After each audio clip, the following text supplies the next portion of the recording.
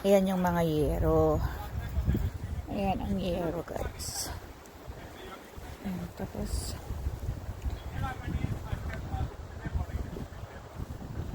ayan yung pinagkakabisihan natin, guys. Pitpit tayo ng kahoy. Tapos pitpit tayo ng yero. Ayan.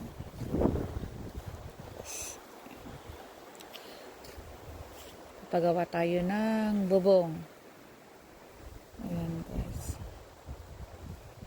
Yan po yung guest cottage. So, guys.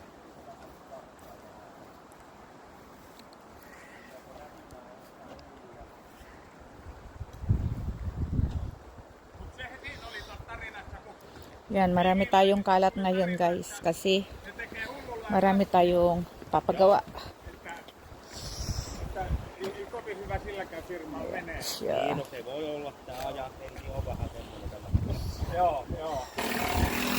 Ayan. Ayan, tinanggal lahat-lahat yung bubong. Ayan. Ito po yung guest cottage, guys.